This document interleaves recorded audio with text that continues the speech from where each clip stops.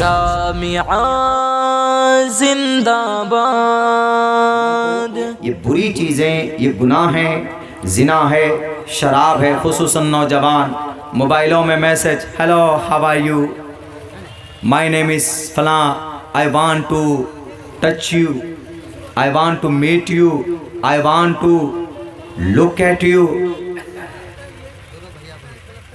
मैं दोस्ती करना चाहता हूँ आपसे because you look like very, उल्टा पुल्टा सेंटेंस जोड़ देते, you look like very handsome, लड़की को हैंडसम बोल देते और लड़के को you look like very beautiful बोल देते, इम्प्रेस, प्रेशर जमाने के लिए। अब बच्चे भी समझते हैं कि अरे भाई ये लड़का तो इंग्लिश जानता। अब बच्चे होती बोली वाली फौरन चपेट पे आ जाते।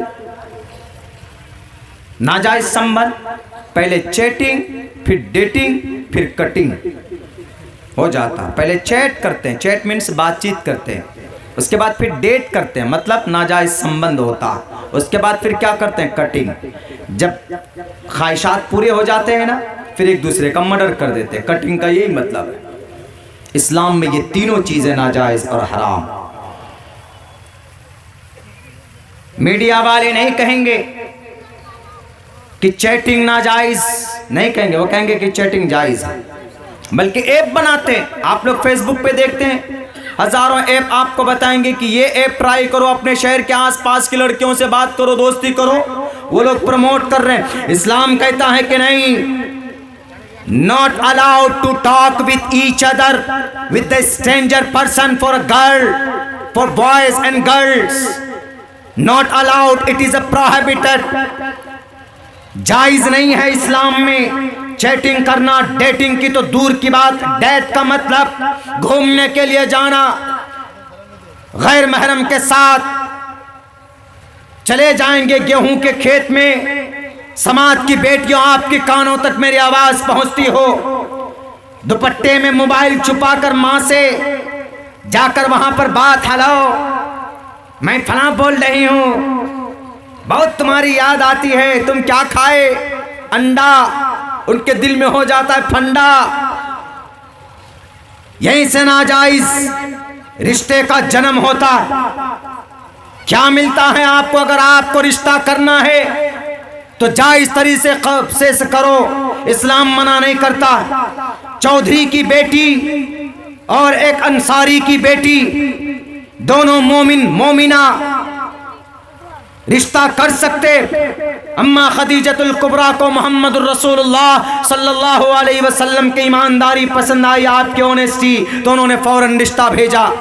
आप अलैहिस्सलाम ने अपने सरपरस्त ख्वाजा अबू तालिब से मशवरा करके निकाह किया कि नहीं किया? अम्मा सिद्दीक़ा को आप पसंद आए, उनकी जहानत को देखकर मोहम्मद रसूलुल्लाह ने अबू बकर सिद्दीक को पैगाम निकाह भेजता है कि Abu Bakr Siddiq, I want to marry Aisha, Aisha से निकाह करना चाहता हूं। लेकिन आपने किसी से नाजायज बातें नहीं की है निकाह से पहले। समाज के नौजवान लड़कों और लड़कियों, लानत है तुम पर कि तुम मोबाइलों के जरिए से अपने कीमती वक्त को जाय करते हो। 2-2, 3-3 घंटा रातों में बात करते हो गैर महरम से। और ये बोलता ये हरिद्वार का ये बाबा जी, इसे पता नहीं, वो बोलता है कि इस्लाम में तो ऐसा है कि नमाज पढ़ो, उसके बाद जो चाहे करो। अरे जो चाहे वो करेगा तो फिर नमाज पढ़ने की जरूरत क्या है? वो ये बोल रहा है कि नमाज का मतलब, ये इस्लाम का मतलब नमाज पढ़ने के बाद जो मन में आए वो करो। क्या पागलपन है? नमाज की अच्छी खूबसूरती क्या है पता है? नमाज का सबसे बड़ा फ़ायदा यह है, अल्लाह कुरान में कहता है, इन्नस्सलाता तन्हा अनिल फहशाई वल मुनकर, मतलब नमाज बेहयाई और बुरी बातों से रोकती है। वो क्या बोल रहा है? वो बाबा जी दवाई बनाते बनाते अब वो प्रवचन गुरु बन गए। पहले दवाई बनाते थे पतंजलि, अब पतंजलि दवाई बेचते बेचते अब वो टिप्पणी करने लग गए। मेरी तकरीबन 600 स्पीचेस हैं यूट्यूब के अंदर, 600। किसी भी स्पीच में दिखा दो कि मैंने हिंदू भाइयों की किसी पूजा को डायरेक्ट हमने टारगेटेड किया और यूं कहा हो कि आप अगर पूजा करते हैं, आप अगर ये पूजा करोगे, हम इतना जरूर कहते हैं कि ईश्वर की ये मंशा, ईश्वर का ये फरमान नहीं है। आप पूजा करते हैं लेकिन एक अल्लाह, एक ईश्वर पर आस्था रखना होगा आपको। हम ये नहीं कहते कि ये पूजा करते इसीलिए ये इनके लिए जायज़ है शराब पीना, बेटियों के साथ जिना करना या बेटियों की इज्जतों के साथ खिलवाड़ करना, कभी नहीं कहते। उन्होंने क्या कहा कि नमाज का मतलब, इस्लाम का मतलब, अभी 2-3 रोज पहले की स्पीच है उनकी कि इस्लाम में नमाज पढ़ने के बाद जो चाहे करो।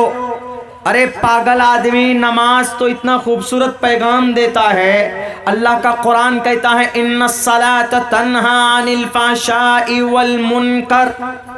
देखिए अल्लाह ने कितनी खूबसूरती के साथ इस्तेमाल किया है। हम लोगों में अगर कोई किसी को ताकीद करते हैं तो क्या कहते हैं, अरे नहीं तुमको ज़रूर करना चाहिए। ज़रूर का मतलब यकीन, तुमको करना चाहिए, फ़ायदा इसमें ज़रूर जाना चाहिए तुमको, ये तुमको ज़रूर ट्राई करनी चाहिए। अल्लाह ने वैसे इस्तेमाल किया। इन्ना, जो पढ़ने वाले लोग हैं उलमा बैठे, इन्ना हर्फ़े मुशब्बा बिल फ़ैल, इन्ना it is used for grant, ताकत के लिए, यकीन के लिए। बेशक, यकीनन, नमाज, चूंकि अल्लाह जानता था कि एक गुरु आएगा, साइकिल पे पहले खैनी तंबाकू बेचते बेचते वो दवाई बेचेंगे, उसके बाद अब वो धर्म का गलत प्रचार भी करेंगे। उन्होंने कहा कि इस्लाम का मतलब नमाज पढ़ो और नमाज पढ़ने के बाद आतंकवादी बनो, नमाज पढ़ने के बाद हिंदू धर्म की बेटी को उठाकर शादी करो। बिल्कुल गलत बात। नमाज अगर कोई पढ़ता है, अल्लाह के नबी अलैहिस्सलातु वस्सलाम फरमाते हैं और कुरान का वाज़े अल्फाज में आयतें मौजूद है, अल्लाह के नबी फरमाते हैं कि अगर कोई नमाज पढ़ता है खुलूस और खुशू और खुजू के साथ, पूरी सेहत के साथ, उसके हक को अदा करते हुए नमाज पढ़ता है, तो नमाज की ये सिफत है कि अगर किसी उस नमाजी के अंदर कोई बुराई है, कोई कमी है, कोई फहश बात है, तो उस फहश बात को, उस बुराई को ये नमाज रोकती है। इन्नस्सलाता तन्हा, बेशक नमाज तन्हा, सलाता मुअन्नस, तन्हा भी मुअन्नस। इससे साफ पता चलता है कि सलाता ही तन्हा का फाइल है। इल्मी बात, ग्रामर की बात है ये। यकीनन नमाज बेहयाई से, बुरी बातों से रोकती है। और दंगा क्या है? बुरी बात है। और आतंकवाद क्या है? बुरी बात है। किसी बेटी को पकड़कर जबरदस्ती उसका धर्म बदलना क्या है? बुरी बात है। संविधान में वो कानूनन जुर्म भी है। किसी को जबरदस्ती आप किसी का धर्म नहीं कबूल करवा सकते, ये कानूनन अपराध भी है। आपने कैसे कहा कि नमाज पढ़ने के बाद जो चाहे जो बुराई कर ले, चाहे शराब पी ले, चाहे हिंदू भाई की बेटी को उठाकर जबरदस्ती बहला फुसलाकर उनको कलिमा पढ़ाकर उनको इस्लाम कबूल करवाए, क्या ये जायज़ है इस्लाम में? इस्लाम में कतन ये जायज़ नहीं। ये दोनों बातें उन्होंने वाज़े लफ्ज़ों में कही कि इस्लाम का मतलब नमाज पढ़ो, उसके बाद चाहे तो उग्रवादी बनो, चाहे तो वो हिंदू बेटियों के साथ बिया रचाओ, यानी लव जिहाद करो। इन दोनों के ऊपर हम जरा रोशनी डालना चाहेंगे। जनाब बाबा साहब, हमारे बाबा गुरुजी हरिद्वार के अंदर रहने वाले, आपको शायद मालूम नहीं, अगर नमाज पढ़ना पाप होता, अगर नमाज जैसी पवित्र इबादत करना गुनाह होता, तो याद करो वाल्मीकि रामायण के उस मंत्र को, उस श्लोक को, जिसके अंदर श्री रामचंद्र जी ने हनुमान जी के पूछने पर हनुमान जी से कहा था, ए हनुमान तुम ईश्वर की पूजा करना चाहते हो? ए हनुमान तुम ईश्वर के करीब होना चाहते हो? ए हनुमान तुमको ईश्वर का प्रिय मित्र बनना है? तो आओ मैं तुमको बताता हूँ क्या करें। ए मर्यादा पुरुषोत्तम, ए रामचंद्र जी, हम क्या करें बताइए जरा, आप हमको जरा कुछ ज्ञान दीजिए। Please tell me how can I pray to God, how can I close to the God. हम कैसे अल्लाह के करीब हो जाए, हम कैसे ईश्वर के करीब हो जाए, जरा आप हमें बताइए। तो वाल्मीकि रामायण के अंदर कहा गया है गुरुजी, सिर्फ आपका गुरु बनने से नहीं, बल्कि अगर आपका जमीन ज़मीर जिंदा है तो पढ़ो वाल्मीकि रामायण, पढ़ो आप तुलसीदास रामायण, उसके अंदर वाज़े लफ्जों में यह श्लोक मिलेगा जिसके अंदर नमाज जैसी सेम नमाज की तरह ही इबादत का तरीका हनुमान जी को श्री रामचंद्र जी ने बताया। और यूं कहा है प्रथमा दारका, सीधे खड़े हो जाओ, दियो दिदियन मुझियते, झुक जाओ। दूसरे नंबर पर तृतीयानन को डलाकार, तीसरे नंबर पर कुंडली मारकर बैठ जाओ। चतुर्थदेव चंद्र का चौथे नंबर पर फिर कुंडली मारकर बैठो। पंचम बिंदु संयुक्ता, पांचवें नंबर पर शांति के साथ अपने उस ध्यान से बाहर आओ। प्रथमा दार का सीधा खड़ा हो। हनुमान जी को कह रहे रामचंद्र जी, मुसलमान भी जब नमाज पढ़ता है तो क़याम यानी सीधा खड़ा होता है। दूसरे नंबर पर देखिए मुसलमान भी रुकू करता है। दियो दिदियन मुझियते, थोड़ा झुक जाओ। हनुमान जी देखिए कितना अच्छा तरीका बता रहे हैं। तीसरे नंबर पर कोडलाकार, कुंडली मारकर बैठ जाओ। मुसलमान जब अत्तहियात पढ़ता है तो कुंडली मारकर बैठता है नमाज में। चतुर्थदेव चंद्र का फिर दोबारा सजदा, फिर दोबारा कुंडली मारकर बैठो। फिर मुसलमान जब दोबारा सजदा करता है तो फिर कुंडली मारकर बैठ जाता है कायदा अखीरा में, कायदा उला, कायदा अखीरा। पंचम बिंदु संयुक्ता, पांचवें नंबर पर अपने ध्यान से शांति के साथ बाहर आ जाओ। अब बताइए इसके अंदर जब मुसलमान नमाज पढ़ता है तो कैसे बाहर आता है? शांति के साथ, सलामती के साथ, सलामती के साथ। अस्सलामु अलैकुम व रहमतुल्लाह, अस्सलामु अलैकुम व रहमतुल्लाह। नमाज से बाहर आने के लिए सेम नमाज का तरीका है कि नहीं है गुरुजी? या पतंजलि के दफ्तर पर घुसे और बैठे रहोगे? पढ़ो ना इस मंत्र, इस श्लोक को। जो तरीका नमाज में 1450 साल पहले अल्लाह तबारक व तआला ने हजरत जिब्राइल अमीन को 10 मरतबा भेज कर मुहम्मदुर रसूलुल्लाह को समझाया था कि नमाज का तरीका ये है। और इस नमाज को पढ़ने के बाद ये नमाज बेहयाई से रोकती है, बुरी बात से रोकती है। क्या फसाद पैदा करना बुरी बात नहीं है? फसाद गुनाह है, फसाद गुनाह कबीरा है। फसाद करने वालों को अल्लाह पसंद नहीं करता है। अल्लाह का कुरान कहता है आतंकवाद उसको बोलते हैं जो इंसानों को कत्ल करता है। यह हमारा और आपका मानना है, लेकिन अल्लाह क्या कहता है? मन क़तल नफ्सन बिगैरि नफ्सिन औ फसादिन फिल अर्ज़ि फ़कअन्नमा क़तल अन्नास जमीआ। अगर इस जमीन पर कोई वोट के नाम पर, अगर इस जमीन पर कोई राजनीति के नाम पर, अगर इस जमीन पर कोई हिंदू मुस्लिम के नाम पर, अगर इस जमीन पर कोई अपनी जाती मफाद के लिए अगर दंगा और फसाद करता है, अगर सन 2002 का दंगा देखो, गुजरात के अंदर तो फसाद है, कुरान की नजर में वो जुर्म है। दिल्ली का मामला हो फरवरी में, वो भी फसाद है, कुरान की नजर में वो भी गुनाह है। मुजफ्फरनगर का दंगा हो, या फिर भागलपुर का दंगा हो, या फिर मुरादाबाद के ईदगाह में गोलियों की बारिश हो, या फिर जनाब कोई भी कहीं पर भी घटना हो, अगर कोई इंसान किसी को गोली से मारता है या कहीं किसी को तकलीफ देता है, फसाद बर्पा करता है, कुर्सी को बचाने के लिए डराता है एक मखसूस तबके को, तो कुरान साफ लफ्जों में कहता है मन क़तल नफ्सन बिगैरि नफ्सिन।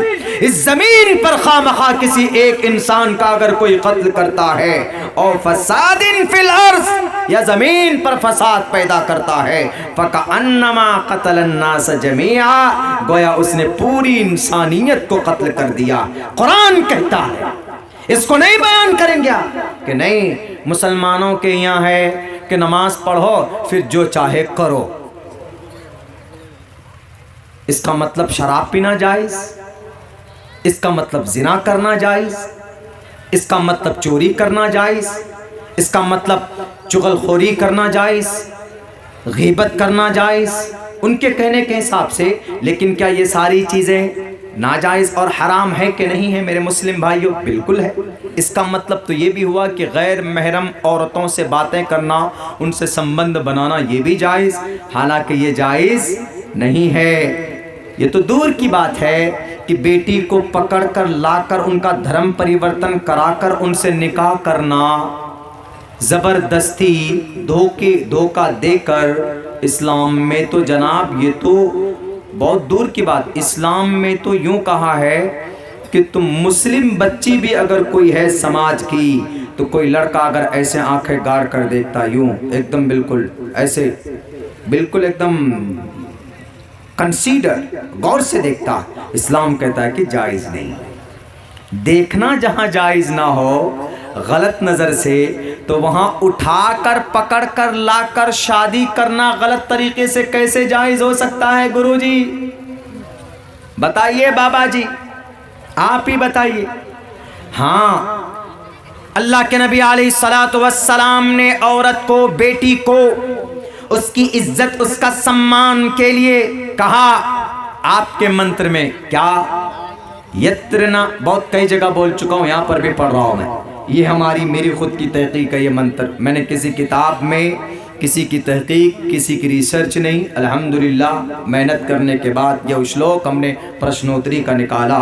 यत्र नार्यस्तु पूजन्ते रमन्ते तत्र देवताः तत्र तास्तु न पूजन्ते न रमन्ते न तत्र देवता। क्या मतलब है इसका? इसका मतलब एक हदीस से समझाता हूँ आपको।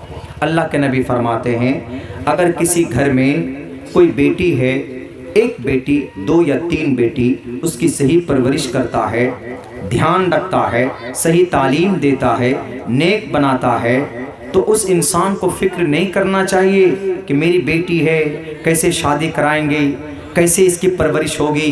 अगर वो ढंग से सारी मेहनत करता है तो कल क़यामत में वो बेटी वाला जिसकी 1 या 2 या 3 इस तरह के अल्फाज हैं, एक भी अगर बेटी है, सही परवरिश की है, तो वो शख्स कल क़यामत में मेरे साथ ऐसे होगा, ऐसे 2 उंगलियों का इशारा आपने के यूं, ये मैं हूँगा, ये वो शख्स होगा।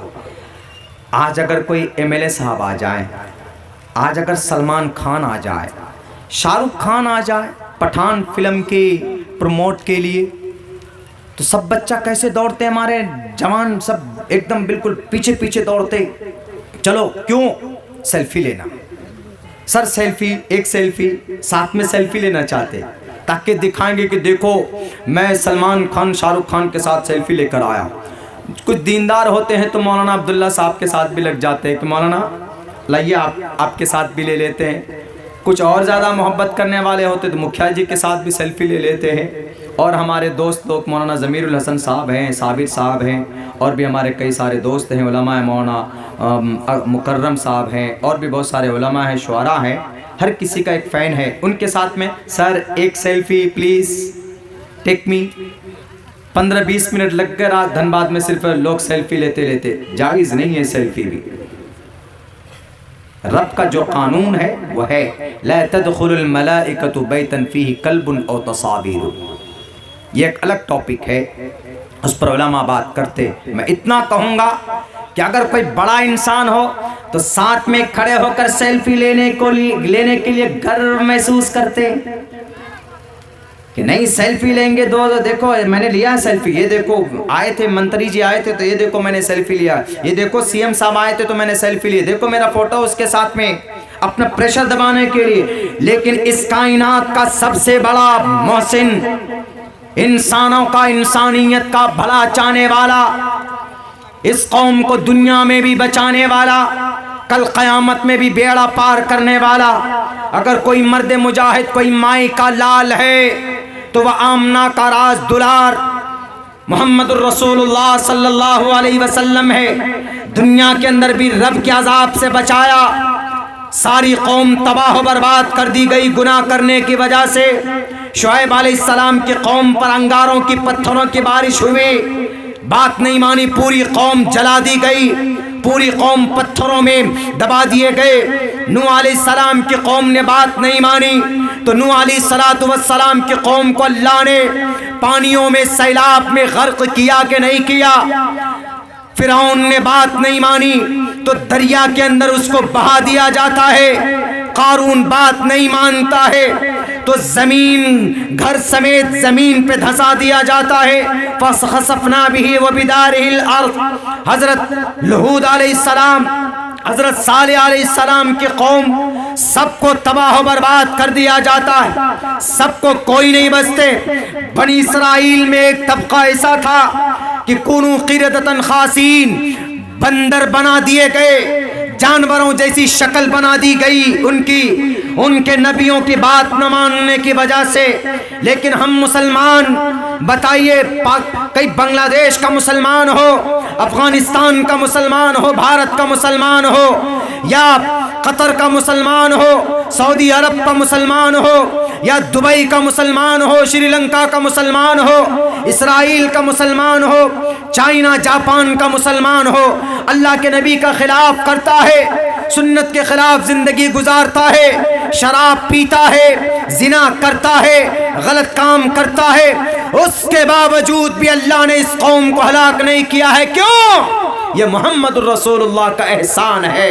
आप अलैहिस्सलाम ने हालत मौत के वक्त में कहा था कि जिब्राइल तुम मुझे ले जा सकते हो, मुझे मोहलत नहीं चाहिए, मुझे ज्यादा नहीं जीना है और इस दुनिया में, लेकिन एक अल्लाह से वादा करवा दो कि अल्लाह तबारक व तआला ने जैसे पिछली कौम को हलाक किया है, मेरी इस कौम को बैक वक्त अल्लाह हलाक नहीं करेगा। वो दुआ कबूल की गई। ये कौम गुनाह करती है तब भी अल्लाह दो वक्त की रोजी रोटी देता है। ये कौम बेईमानी करती है, बड़े ओहदे पे चले जाते हैं, लोगों के खून को चूसते हैं, सियासत की दुनिया में चले गए तो लोगों के खून को चूसते हैं, पावर में आ गए तो गलत तरीके पर फंड जनाब अपने अकाउंटों में भर लेते हैं, लोगों तक उनके हक हुकूक नहीं पहुंचते। उसके बावजूद भी अल्लाह तबारक व तआला बैक वक्त पूरी कौम को तबाह नहीं कर रहा है। क्यों? मोहम्मद रसूलुल्लाह की दुआ की वजह से। और कल क़यामत में भी जब सब परेशान होंगे तो वहाँ अगर कोई ज़ात बचाने वाली होगी तो ज़ात मोहम्मद रसूलुल्लाह सल्लल्लाहु अलैहि वसल्लम की होगी। बताओ मेरे भाइयों, वो ज़ात, वो नबी कह रहा है ऐसे मेरे साथ होंगे। तो इसी हदीस को आप इस मंत्र में समझिए, यत्र नार यस्तु पूजन्ते रमन्ते तत्र देवता तत्र तास्तु न पूजन्ते न रमन्ते न तत्र देवता। जहां बेटी का सम्मान ना हो, बेटी की इज्जत ना हो, वहां ईश्वर भी नहीं आते। और हम वो हैं जो बेटी की इज्जत करते। इस्लाम वो है जो बेटी के लिए कहा जाता है बेटी अकेले बाजार मत जाओ। इसलिए इन्नल मरअता औरतुन इदा खरजत इस्तशरफहा शैतान, रवाहुल बुखारी। जब औरत अकेली मार्केट में जाती है, बेपर्दा होकर जाती है, तो शैतान पीछे से जाता है। इन्नल मरअता औरतुन इदा खरजत इस्तशरफहा शैतान, तो शैतान उसका पीछा करता है। देखिए कितनी फिक्र है इस्लाम को, किसकी? बेटी की। और आप ये कह रहे हो कि इस्लाम के अंदर ये है नमाज पढ़ो, नमाज पढ़ने के बाद आतंकवाद बनो, नमाज पढ़ने के बाद शराब पियो। अरे शराब भी जायज नहीं है। शराब क्या, अगर कोई नशा आवर चीज किसी के हथेली पर है, अगर कोई मट्टी है उसके अंदर नशा है, उस मट्टी को खाकर कोई मदहोश हो जाता है, नशा है उस मट्टी में, तो वो भी हराम है, नाजायज है। अब बल्कि बड़ी सख्त वईद भी है। अल्लाह के नबी अलैहिस्सलाम फरमाते हैं कि शराब पीने वाला, शराब का सेवन करने वाला, सुअर कोई खाकर आ जाए आपकी बस्ती में, नजिसुल ऐन हराम है, सुअर पीक हराम, बिल्कुल नाजायज, not allowed to eat the mutton of pig. सुअर का मांस खाना नॉट अलाउड, जायज नहीं, नजिसुल ऐन होने की वजह से। लेकिन कोई खाकर आ जाता है तो उसका वबाल सिर्फ सुअर खाने वाले पर होता है। और अल्लाह के नबी फरमाते हैं कि जब कोई शराब पीकर आता है तो उसका वबाल शराब पीने वाले पर नहीं होता, बल्कि पूरे समाज वाले को उसका वबाल भुगतना पड़ता है, सबके ऊपर आता है। तुम कह रहे हो कि नमाज पढ़ो, बाकी जो मन में आए वो करो। पहले पढ़ते इस्लाम को, दुनिया के सारे धर्म की तारीफ उनके गुरुओं ने की, लेकिन इस्लाम वो मजहब है जिसकी तारीफ अल्लाह ने खुद की, इन्ना दीन इंदल्लाहिल इस्लाम। लाओ दुनिया वालों, है तुम्हारे पास कोई थर्मामीटर, मुकाबला कर सकते हो? दुनिया के तमाम धर्म गुरुओं से हम कहना चाहते हैं, इस्लाम को बदनाम करने से नहीं, इस्लाम का नाम अल्लाह ने रखा है, मुसलमानों का ये नाम अल्लाह का दिया हुआ है। ये तुम्हारी मीडिया हाउस में बेज़मीर लोगों के भौंकने की वजह से, उनके बोलने की वजह से मुसलमान बदनाम नहीं होगा, कुरान बदनाम नहीं होगा। अल्लाह का कुरान कहता इन्नस्सलात तन्हा अनिल फ़हशाइ वल मुनकर, बेहयाई बुरी बातों से ये नमाज रोकती है। अगर कोई आदमी चोरी करता है, कैसे रोकोगे? जेल में डालकर नहीं, इस्लाम के प्लेटफॉर्म पर ले आओ, 1 महीना ढंग से नमाज पढ़ाओ। जब वो सजदे में जाएगा, जब वो ईश्वर के करीब होगा, जब वो पढ़ेगा सुबहान रब्बियल आला सुबहान रब्बियल आला सुबहान रब्बियल आला के हेतु ब्रह्म गतिस्तान्ति सत्संगतिर्दान विचारतोषः, ईश्वर का नाम जपेगा तो ईश्वर के करीब होगा। आदमी अल्लाह के सबसे करीब कब होता है? जब वो आदमी सजदे में होता है।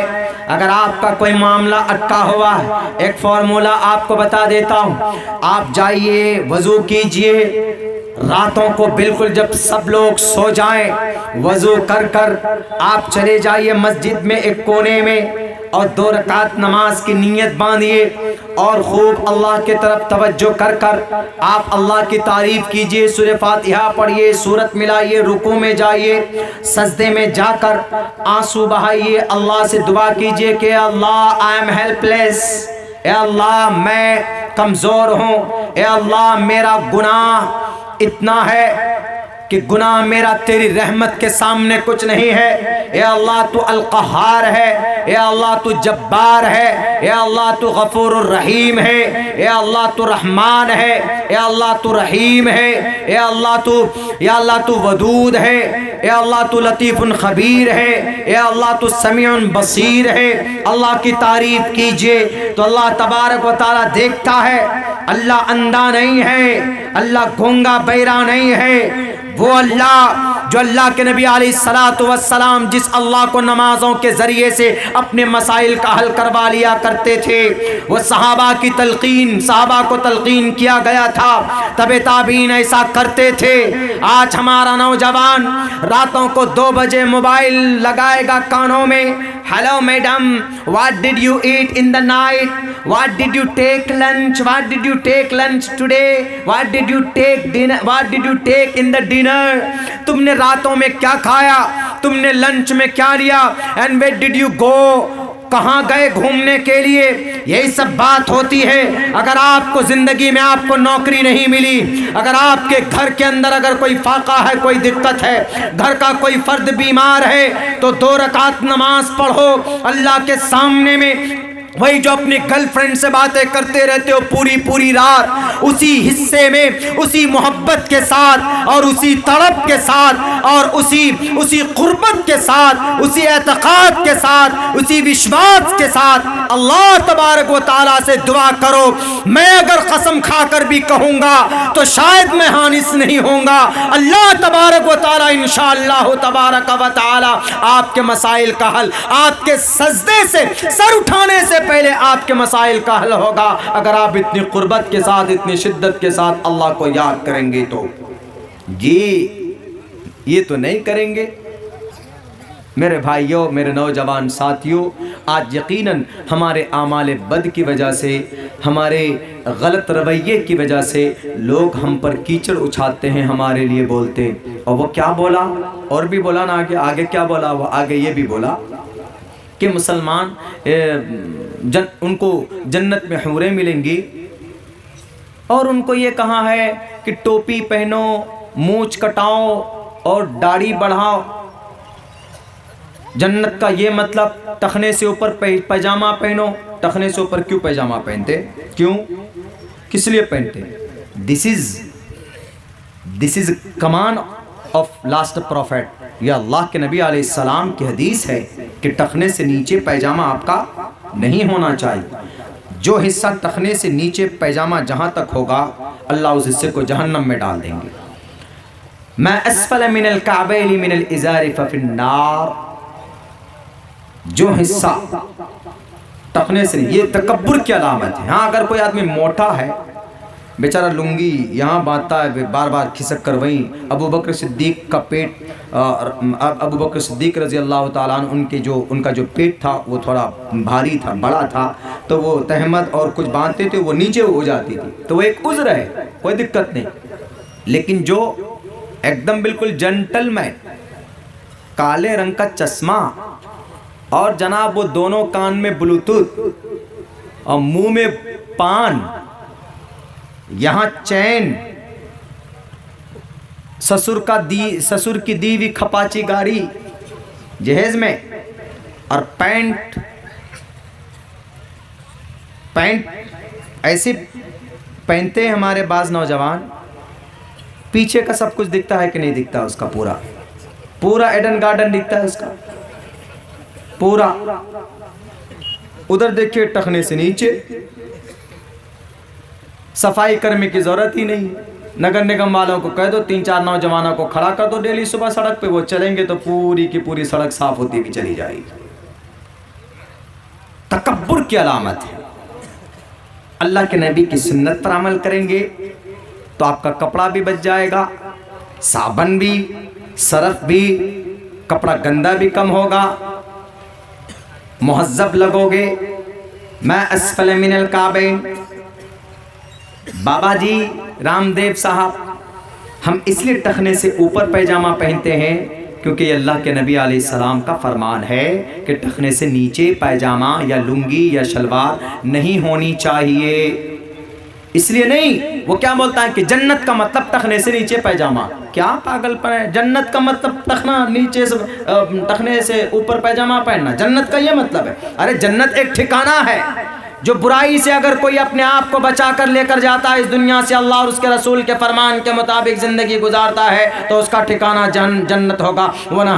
जन्नत में जाएंगे वो वनहन नफ्स अनिल हवा फ़इन्नल जन्नत हियल मअवा। अच्छे लोग कहाँ जाएंगे? जन्नत जाएंगे। पापिष्ठास्ते परम शांति यमरूपम भयंकरम। बाबा रामदेव जी, नहीं है ये मंत्र आपको याद? मैं नहीं आपके खिलाफ, मैं आपके गलत सोच के खिलाफ बोल रहा हूं। मेरी तकरीर अगर आप सुनो तो आप गौर करना कि तालिबे इल्म सही कह रहा है कि नहीं कह रहा। नमाज ही एक ऐसी इबादत है जो इंसानों को बेहयाई बुरी बातों से रोक देती है, अगर खुलूस के साथ नमाज पढ़ी जाए। लेकिन मेरे मुसलमानों, कभी कभी हम वजह बन जाते। क्यों उन्होंने ये बात कही? क्योंकि मुसलमान नमाज भी पढ़ता है, उसके साथ साथ चाय की दुकान पे बैठकर बुराई करता है। नमाज पढ़ता है, हाजी साहब बने हुए हैं, लेकिन फिर भी मामलात के अंदर गड़बड़ी। हाजी साहब हैं, समाज के अंदर में एक बड़ा नाम है, दाढ़ियां लंबी लंबी। रास्ते के अंदर, मैं नहीं नाम लूंगा, अपने अररिया के अंदर में एक साहिब है, अपने घर के सामने में मट्टी डालकर उसको, अपने जो सड़क है उस सड़क से कहीं 2-3 फीट ऊपर उसको मट्टी डालकर उसको ऊंची करके वो सड़क को बनाए हुए। तकलीफ होती है, गाड़ी की चेचिस, गाड़ी का हिस्सा पार्ट्स ऑफ बॉडी गाड़ी के लग जाते, दिक्कत होती। इमाततुल अज़ा अनित तरीक़, रास्ते से तकलीफ दे चीज़ें को हटाना, ये बहुत बड़ा सवाब का काम है। ईमान के हिस्सों में से अदना हिस्सा है ये। अगर कोई तकलीफ दे चीज़, ये नहीं कि जनाब मुखिया जी ही काम करेंगे, अगर कहीं पर सड़क में कोई गड्ढा हो जाए तो मुखिया जी भरेगा। आप खिदमत खल्क समझकर, रिफाई काम समझकर, आप चंदा करके 1-2 सीमेंट मट्टी 1-2 सीमेंट बोरी सीमेंट लाकर और रेत लाकर उसमें थोड़ी बहुत रोड़ी डाल करके उसको ठीक कर सकते हैं। आपके लिए सदका जारिया होगा। ये नहीं कि जनाब हम मुखिया जी या सरपंच साहब या एमएलए साहब या एमपी साहब ही करेंगे तभी होगा। आप भी कुछ सवाब कमाइए, वो तो करेंगे सरकार के फंड से, वो करेंगे उनको पैसा मिलेगा। आप करेंगे तो आपको वहाँ पैसा मिलेगा जहाँ पर कोई किसी को पैसा नहीं देने वाला होगा। जहाँ पर नेकियों की ज़रूरत पड़ेगी वहाँ पर आपको ये आपका अच्छा अमल काम आएगा। मेरे हिंदुस्तान के मुसलमानों, मेरे भाइयों, मेरे नौजवान साथियों, यकीनन हमें और आपको अपनी ज़िंदगी के अंदर तब्दीली लाने की ज़रूरत है। तब्दीली अगर नहीं लाएंगे हम और आप तो ये ऐसे लोग खामखा एतराज़ करेंगे। हम लोग अमल के एतबार से बहुत कच्चे हैं, बहुत कच्चे। आज यकीनन इस्लाम पर एतराज़ होता है, लेकिन क्यों होता है? क्योंकि इस्लाम के जितने भी अफ़आल हैं उन सबको मुसलमान अमली एतबार से लोगों के सामने में पेश नहीं कर रहा है। हर मैदान में अल्लाह के नबी अलैहिस्सलातु वस्सलाम ने हम लोगों को एक तरीक़ा बतलाया है। मोहम्मद रसूलुल्लाह सल्लल्लाहु अलैहि वसल्लम कौन से फील्ड के अंदर ऐसा है कि जो मुसलमानों को यूं ही छोड़ दिया हो कि मुसलमानों तुमको जो करना है तुम करो। गलत कल्चर, गलत तहजीब, गलत तरीक़े को अपनाकर मुसलमान बदनाम होता है। वरना मोहम्मद रसूलुल्लाह ने ईमानदारी के साथ, अमानतदारी के साथ दुनिया वालों को वो पैगाम दिया है कि अगर उस पर अमल कर लिया जाए तो आज ना सही आप 1 साल बाद, 2 साल बाद, 3 साल बाद, 5 साल के बाद आपका कामयाब होना लाजमी है। आप कामयाब होंगे। क्या गलत तरीके से तिजारत करने पर ही आदमी दुनिया का पहले नंबर का मालदार बनता है? अरे मालदार बनना तो दूर की बात है। अल्लाह के नबी अलैहिस्सलातु वस्सलाम ने भी तिजारत करके दुनिया के अंदर अस्सादिक अल अमीन का खिताब पाया था। आपने शेयर मार्केट के शेयर्स गलत तरीके पर नहीं खरीदे थे। आपने NFT के अंदर में कोई भी छल कपट नहीं किया था। ये झूठे लोग होते हैं। ये अपने पैसों की वजह से लोगों के ज़मीर को खरीदते हैं, मीडिया हाउसेस को खरीद लेते हैं और बड़े बड़े ठेकेदारों को खरीद कर जनाब अपने आप को कहते हैं कि मैं दुनिया का सबसे बड़ा बिजनेसमैन हूँ। लेकिन होता क्या है? झूठ तो झूठ है। मैंने 4 महीना पहले ये भविष्यवाणी मैं नहीं बोलूँगा, लेकिन मैंने अपनी तहकीक के हिसाब से बात कही थी। अब से 4 महीना पहले ये जो शख्स दुनिया के भारत के अंदर दुनिया का दूसरे नंबर का मालदार बना हुआ, इसके अंदर छल है, इसके अंदर कपट है। एक न एक दिन अल्लाह तबारक व तआला उसको दिखाएगा कि तुम बेईमानी करके कुर्सी नंबर 2 पर ज्यादा दिन तक नहीं रह सकते। अगर आपको ईमानदार बनना है, आप कहेंगे कि मौलाना तो फिर हम किसका तरीका ढूंढें? मोहम्मद रसूलुल्लाह का तरीका ढूंढिए ना। 20 साल की उम्र में मोहम्मद रसूलुल्लाह को अल अमीन का खिताब मिला था, अस्सादिक का खिताब मिला था। वो भी किसने दिया था? एक यहूदी ने दिया था। साइब बिन कैस अल मखजूमी ने आप अलैहिस्सलातु वस्सलाम को अस्सादिक अल अमीन का खिताब दिया था। आप सच्चे थे, आप अमीन भी थे, लेकिन वो यहूदी असल नाम जर्जीस था, लेकिन उसको साइब बिन कैस अल मखजूमी बोलते। मोहम्मद रसूलुल्लाह पैसा लेते उनसे। पैसा लेने के बाद आप अलैहिस्सलाम प्रॉफिट लेकर वो पहले जो पैसा होता उनका वो पैसा उनको देते। उसके बाद फिर जो प्रॉफिट में से बचाकर 10%, 20%, 30% या आधा या पाव या 3 पाव उनको भी देते और आप भी रखते। आपकी इस दयानतदारी को देखकर, आपकी इस अमानतदारी को देखकर वो यहूदी कहता है कि Mohammad ibn Abdullah, you are honest person, तुमसे ज़्यादा अमानतदार, तुमसे ज़्यादा सच्चा इंसान मैंने अपनी ज़िंदगी के अंदर नहीं देखा। तब लोगों ने कहना शुरू किया कि मोहम्मद आप तो सच्चे हैं, आप तो अमानतदार हैं। तब लोगों ने शुरू किया, एक गैर ने आपसे मुतासिर होकर मामलात अच्छा होना चाहिए, इससे ये पैगाम मिलता है। ऐसा नहीं कि किसी से पैसे लिए 2 दिन 3 दिन कहकर 2 साल लगा देते। मामलात के अंदर गड़बड़ी है, नमाज नहीं पढ़ोगे रब माफ करेगा, you can enter the paradise, जन्नत जा सकते हो। रोजा नहीं रखोगे, अगर रब माफ कर दे, रब का हक है वो रोजा रखना, तो अल्लाह माफ कर देगा, तो you can receive the paradise. अगर आप ज़कात नहीं दोगे तो अल्लाह तबारक व तआला अपना हक माफ कर देगा, खुद अल्लाह माफ कर देगा कल क़यामत में। अगर अल्लाह ने चाहा तो you can receive, you can achieve the paradise. जायज़, तुम जन्नत जा सकते हो। लेकिन मामलात के अंदर अगर गड़बड़ी की है, किसी की ज़मीन के ऊपर कब्जा किया है, किसी की दौलत हड़प ली है, अपनी ताकत के बलबूते पर अगर दादागिरी की है, किसी को बुरा भला कहा है, किसी को गाली दी है, किसी का खून बहाया है, तो याद रखो मुसलमानों, रब कहेगा मैं आज कुछ नहीं कर सकता। I can not do anything for you because it is not my right. ये मेरा हक नहीं है, बल्कि सामने वाला जिसका तुमने लूटा है ये उसका हक है। पूछो उससे, अगर वो माफ करेगा मैं माफ कर दूंगा, अगर उसने माफ कर दिया तो तुम आजाद हो, तुम जन्नत जा सकते हो। लेकिन वहां पर आदमी को नेकी की जरूरत होगी। वो देखेगा कि अच्छा इसने मुझे मेरे ऊपर जुल्म किया था, वो अल्लाह से कहेगा कि अल्लाह मुझे तो इंतकाम नहीं चाहिए, मुझे नेकी चाहिए इससे। और फिर उसके जुल्म की मिकदार नेकी उठाकर उसकी इस शख्स को दे दी जाएगी और इसका गुनाह उस पर डाला जाएगा।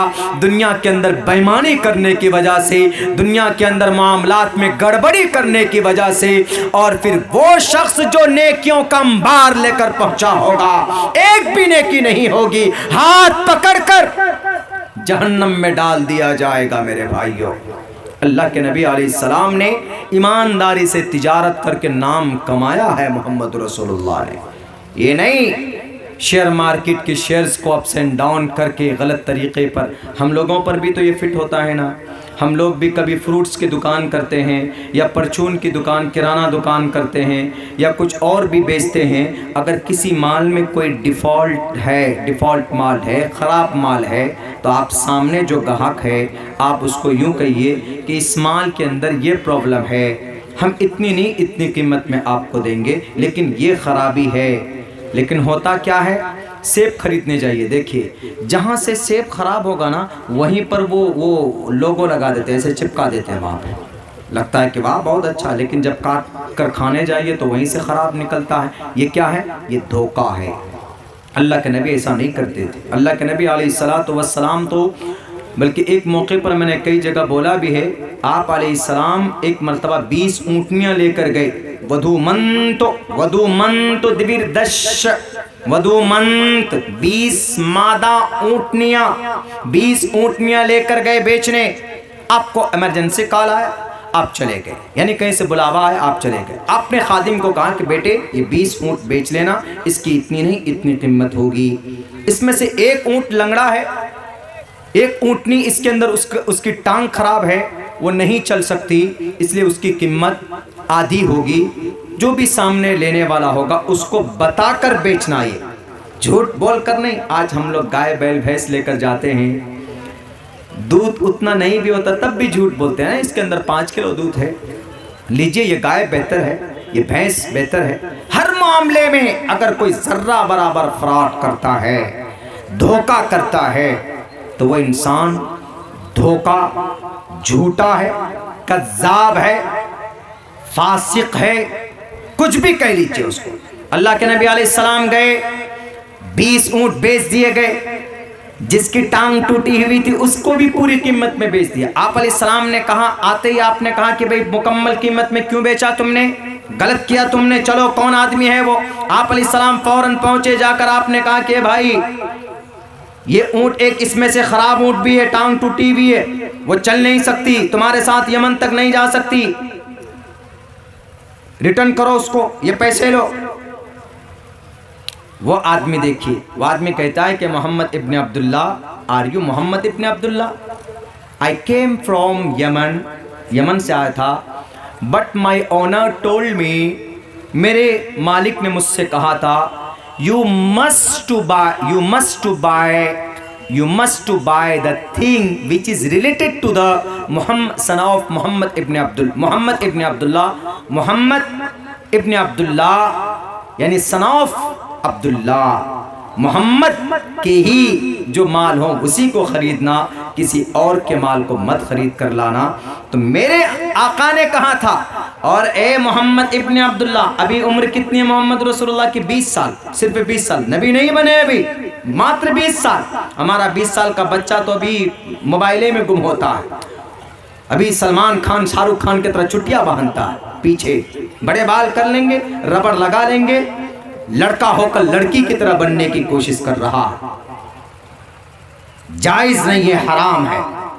शाहरुख ने पठान फिल्म में ऐसा बाल बनाया तो हम भी वैसा रखेंगे। अल्लाह के नबी के बाल के कितने तरीके नहीं जानते हमारे बच्चे। सलमान खान ने तेरे नाम में कैसा बाल रखा, अजी बीच से फाड़ कर। बच्चे बच्चे एक जगह तो हमने न्यूज में ये भी पढ़ा था, किसी की मांग नहीं इधर से इधर हो रही थी तो वो बीच में तेजाब डाल लिया ऐसे करके। बताइए ये पागलपन। अल्लाह के नबी कैसे बाल रखते थे, वफरा, लिम्मा, जुम्मा, 3 तरीके के। और आप अलैहिस्सलातु वस्सलाम आता है, हज़रत अली भी फरमाते हैं कि हम भी कभी कभी बाल को साफ़ कर लिया करते थे। मोहम्मद रसूलुल्लाह भी अपने बालों को बिल्कुल उस तरह से साफ़ करते थे। हम आजकल अपनी ज़ुबान में जिनको बोल देते हैं कि गंजा होना, टकला हो जाना। होगा कोई टकला? वफरा क्या है, लिम्मा क्या, जुम्मा क्या, जवान नहीं जानेगा। लेकिन शाहरुख खान पठान फिल्म में कैसा बाल रखा जी वो चुरकी बनाया, वैसा बनाएंगे। एक सुन्नत पर अमल करोगे तो 100 शहीदों का सवाब मिलेगा। तो उसने कहा कि मोहम्मद इब्ने अब्दुल्ला, आपकी दौलत, आपकी ऊँटनी देखकर हमने इस लंगड़ी ऊँट को भी खरीदा, हम वापस नहीं कर सकते। बैरकैब बहुत मुश्किल के बाद उसने रिटर्न किया और ये कहा कि हम आज नहीं आए थे, 3 दिन से I have come here before 3 days, 3 दिन पहले यहाँ आ चुका हूँ और सिर्फ आपके माल का, आपके ऊँटनी का, आपके ऊँट का आने का इंतजार मैं कर रहा था, क्योंकि आपके अमानतदार और आपके सदाकत और आपके अमानतदारी की लोग मिसाल देते हमारे यमन में, इसीलिए मैं आपके इंतजार में था। जैसे ही देखा कि मोहम्मद इब्ने अब्दुल्ला ऊँट लेकर पहुँचे, ऊँटनियाँ लेकर पहुँचे हैं, मंत्र के अंदर कहा गया वधूमन तो दिविरदश 20 ऊँटनियाँ, यही 20 ऊँटनियों के तरफ इशारा है कि आप अलैहिस्सलाम 20 ऊँट लेकर गए। यमन के आदमी आए, उन्होंने खरीदा, लेकिन जो कमी थी मोहम्मद रसूलुल्लाह ने लोग उसके सामने वाज़े की। आप अलैहिस्सलातु वस्सलाम ने, है कोई माए का लाल इतनी अमानतदारी के साथ तिजारत करने वाला? उस नबी पर एतराज करने से पहले, कीचड़ उछालने से पहले, है कोई ऐसा ताजिर जो आप पेश कर सको कि अगर जर्रा बराबर कमी हो, आप अलैहिस्सलाम चाहते तो छोड़ सकते थे कि जाओ चला गया, लेकिन नहीं, घोड़े पर बैठकर अपने खादिम को लेकर उसका पीछा किया कि वह कहाँ से आया था। वहाँ जाकर एक्सप्लेन करता, इस ऊँटनी के अंदर ये कमी है, इसकी 50,000 कीमत नहीं 25,000 कीमत ले लो, 25,000 वापस मैं तुमको करने के लिए तैयार। आज तो हम लोग ऐसे हैं, अगर कोई ख़राब माल भी, अगर जिसकी कीमत 10 रुपये हो, अगर 100 रुपये में कोई दे दे, 100 रुपये में अगर बिक जाए तो समझते हैं कि बहुत अच्छा हुआ। बिल्कुल नहीं, अगर सामने वाले को खबर नहीं है तो उसको आगाह कीजिए, उसको वाज़े कीजिए। मेरे भाइयों, इस्लाम इन्हीं चीज़ों के साथ, अपनी आन बान शान के साथ पूरी दुनिया के अंदर चमकता और दमकता। यही वजह है कि इस्लाम अपने तारुफ के लिए किसी का मोहताज नहीं है। इस्लाम ही अल्लाह ने इसलिए पसंद भी फरमाया है, इसलिए कि इसके कानून अनोखे हैं और इसके वाक़यात अच्छे हैं, इसकी सदाकत की मिसालें, अदालत की मिसालें और मोहब्बत की मिसालें, इंसानियत की मिसालें, मानवता की मिसालें दुनिया की किसी और धर्म के अंदर नहीं है, लेकिन इस्लाम के अंदर है। कुरान पढ़ो तो सवाब मिलेगा, गीता पढ़ो तो सिर्फ आपके जिस मकसद के लिए पढ़ते हो वह हासिल हो सकता है, पुण्य नहीं मिल सकता। बाइबल पढ़ो, बरनयास पढ़ो, आवास्था पढ़ो, दसातीर पढ़ो, हनुमान चालीसा ही क्यों न पढ़ो। जय हनुमान ज्ञान गुण सागर, जय कपीसते होलो को जागर, रामदूत अतुलित बलदामा, अंजनी पुत्र पवन सुतनामा। ये हनुमान चालीसा है, थोड़ा लंबा है, मुकम्मल पढ़ने का टाइम नहीं है। हिंदू भाई इसलिए पढ़ते हैं जब किसी को भूत आता है या कोई जादू या आसिफ इस तरह का शक हो तो हिंदू भाई उसको पढ़ते हैं ताकि उसको इन परेशानियों से निजात मिल जाए। लेकिन पढ़ने के बाद क्या उनके नामे आमाल में पुण्य लिखा जाता है? नहीं लिखा जाता। लेकिन अगर एक मुसलमान कुरान पढ़ता है, अगर एक मुसलमान सूरह इखलास पढ़ता है, कुल हुवल्लाहु अहद अल्लाहुस समद लम यलिद वलम यूलद वलम यकुल लहू कुफुवन अहद, उसका मकसद भी पूरा होता है और पढ़ लेने के बाद क़यामत तक उसके नाम आमाल में सवाब भी लिखा जाता है। ये सिस्टम है इस्लाम का, ये सच्चाई, ये अच्छाई है इस्लाम की। इसलिए मेरे भाइयों, आज हम तमाम मुसलमानों को अपने गुनाहों से तौबा करना चाहिए। ज़लज़ले के ताल्लुक़ से जो इस तरह के भूकंप और अर्थक्वेक आते हैं, इन मुहलिक ख़राबी और बीमारी जो हमारे जनरेशन में है, इनसे रिमूव होना चाहिए और हमारे जवानों को सही रास्ते पर आना चाहिए। लोग एतराज़ करते हैं, चाहे नमाज हो, कुरान हो, उनके एतराज़ से वक्ती तौर पर कुछ लोग कंफ्यूज होते हैं, लेकिन रियलिटी वो नहीं है जो वो बयान कर रहे हैं। रियलिटी वो है जो हमारे कुरान करीम के अंदर लिखा हुआ है। वो साफ लफ्ज़ों में है कि अगर कोई नमाज़ पढ़ता है तो नमाज बेहयाई और बुरी बातों से रोकती, ये नमाज की सिफत है। इसलिए हमारे तमाम मुस्लिम भाई आज ये अहद करें कि हम लोग पाबंदी के साथ नमाज पढ़ेंगे। अगर कोई जानबूझकर नमाज को छोड़ता है तो इमाम अहमद इब्न हम्बल फरमाते हैं, इमाम इसहाक बिन राहवे फरमाते हैं कि वो काफिर हो गया जिसने जानबूझकर नमाज को तर्क किया। मन तरक सलात मुतअम्मिदन फक़द कफ़र। कद माजी में इस माजी पे जब इस्तेमाल होता है तो यकीन का माना देता है। इसीलिए यूँ कहा जाता है कि जिसने नमाज को जानबूझकर छोड़ दिया कि नहीं पढ़ा हमने, कि नहीं पढ़नी हमको नमाज, फ़क़त कफ़र, गोया उसने कुफ्र किया। इमाम अहमद इब्न हम्बल फरमाते, इमाम इसहाक बिन राहवे फरमाते और अइम्मा किराम ने कहा कि नहीं, काफिर तो नहीं हुआ, अलबत्ता ये कुफ्र के दरवाजे तक पहुंच गया है। इसलिए हमारे वो नौजवान जो गानों में मस्त रहते हैं, हमारे वो नौजवान जो अपने गर्लफ्रेंड के साथ डेटिंग चैटिंग में मशगूल रहते हैं, मेरे नौजवानों, अल्लाह ने आपको इसलिए नहीं पैदा किया है, अल्लाह ने आपको जवानी दी है। अच्छा काम कीजिए, जवानी के बारे में रब पूछेगा भी, जवानी दी थी कहाँ पर इस्तेमाल, कहाँ पर पुरानी करके आए। वन शबाबी फीमा अबला, जवानी कहाँ खपा कर आए, कहाँ पुरानी करके आए। मोबाइलों के पीछे, फेसबुक के पीछे, यूट्यूब के पीछे, इंस्टाग्राम के पीछे कि तुमने कुरान करीम की भी तिलावत करनी सीखी कि नहीं सीखी। ये सवाल होगा मेरे जवानों।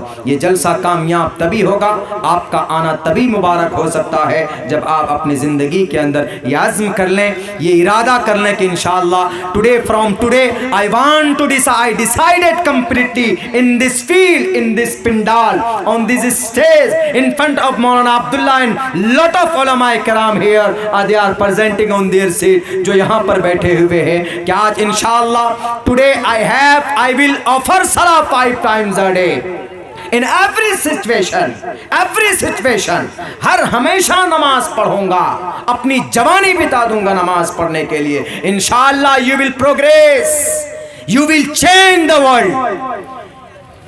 अपने सोसाइटी को बदल सकते, अपनी ज़िंदगी को बदल सकते। अल्लाह से दुआ करता हूँ अल्लाह तबारक व तआला कहने सुनने से ज़्यादा अमल की तौफीक दे। बहुत बहुत शुक्रिया। अस्सलामु अलैकुम व रहमतुल्लाहि व बरकातुहू। अस्सलाम व रहमतुल्लाहि व बरकातुहू।